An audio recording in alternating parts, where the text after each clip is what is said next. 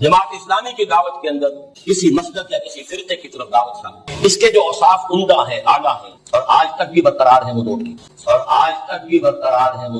Number ایک یہ کہ یہ فرقے واریت سے بالکل بالا تر ہے۔ علامہ اقبال کے انقلابی فکر اور مولانا ابوالکلام آزاد کی حزب اللہ 1912 میں قائم ہوئی، 13 میں۔ علامہ اقبال کی ملی شاعری جس کا ڈنکا 1908 میں بج چکا تھا، ان دو اکابر سے فیض یاب ہو کر مولانا مودودی میدان میں 1941 میں انہوں نے جماعت قائم کی۔ اس سے پہلے انہوں نے اولاً جمعیت علماء ہند پر تنقید کی، متحدہ قومیت کی مخالفت میں، جیسا کہ بحث کر چکا ہوں، اس سے گویا کہ قومی تحریک کو تقویت پہنچی۔ پھر مسلم نیشنلزم کو بھی اسلام کے خلاف قرار دیا اور گویا کہ مسلم قومی تحریک مسلم لیگ سے علیحدگی اختیار کی۔ سن 41 میں انہوں نے جماعت قائم کی، اور یہ جماعت اس وقت کی تمام جماعتوں میں اس اعتبار سے منفرد ایک شخص کی دعوت، ایک شخص کے فکر پر قائم ہونے والی جماعت ہے۔ اس کے جو اوصاف عمدہ ہیں، اعلیٰ ہیں اور آج تک بھی برقرار ہیں وہ دو کی۔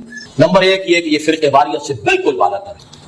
اسی بنا پر کوئی انہیں وہابی کہہ دیتا ہے، کوئی غیر مقلد کہہ دیتا ہے، لیکن فرقے واریت اور مسلک سے انہوں نے اپنے آپ کو بلند رکھا ہے۔ جماعت اسلامی کی دعوت کے اندر کسی مسلک یا کسی فرقے کی طرف دعوت شامل، اصل دین، اس کی تفہیم، دعوت دین اور اقامت دین کی جدوجہد کی دعوت، یہ اس تحریک کا بنیادی فکر ہے۔ نمبر 3 یہ کہ اس میں عظیم اکثریت جو شامل ہوئی ہے وہ اسکولوں اور کالجوں سے تعلیم یافتہ لوگوں کی۔ سیاسی موقف بھی ان کا یونیک تھا، جیسا کہ میں پہلے بیان کر چکا ہوں، اور چونکہ وہ موضوع آ رہا ہے تو اس لیے میں گنوا رہا ہوں۔ متحدہ قومیت کی مخالفت، یہ گویا کہ تائید ہو گئی تھی مسلمانوں کی قومی تحریک۔ مخالفت تھی مولانا مدنی رحمۃ اللہ علیہ اور ان کے ساتھ، اور مولانا ابوالکلام آزاد کے ساتھ۔ پانچواں جو نقطہ ان کا اہم ترین ہے وہ یہ ہے کہ ایک بہت کلیئر کانسیپٹ دیا کہ اسلامی حکومت دنیا میں کیسے قائم ہو سکتی ہے۔ یہ مولانا مودودی کا چھوٹا سا کتابچہ ہے، اسلامی حکومت کیسے قائم ہوتی۔ میں آج بھی اس کتابچے کو حرف بحرف صحیح سمجھتا ہوں۔ یہ انہوں نے خطبہ بھی دیا تھا علی گڑھ یونیورسٹی کے اسٹریٹجی ہال میں 1940 میں۔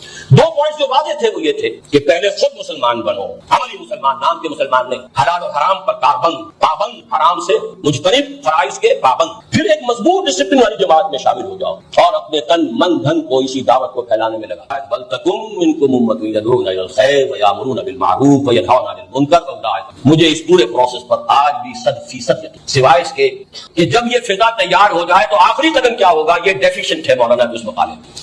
بہرحال میں اس وقت جو 4 پوائنٹس ہیں وہ گن رہا ہوں۔ ان 5 پوائنٹس کا جو میں نتیجہ نکال رہا ہوں وہ کیا ہے کہ جماعت اسلامی کا آغاز ایک خالص اسلامی اصولی انقلابی جماعت کا تھا۔ وہ معروف معنی میں سیاسی جماعت نہیں، معروف معنی میں مذہبی جماعت نہیں، معروف معنی میں فرقہ واریت کی بنیاد پر قائم نہیں تھی، اصولی اسلامی انقلابی جماعت۔ لیکن بدقسمتی ہماری یا کوتاہی ان کی، پاکستان بننے کے بعد انہوں نے غلط قدم اٹھایا، انتخابی سیاست میں کود پڑے 1951 میں، اور اس کے نتیجے میں پوری تحریک کی قلب ماہیت ہو گئی، بدل کر رہ گئی تحریک۔ اور میں نے یہ سن 56 میں الفاظ لکھے تھے کہ یہ جماعت خالص اصولی اسلامی انقلابی جماعت کی بجائے ایک اسلام پسند قومی سیاسی جماعت بن گئی۔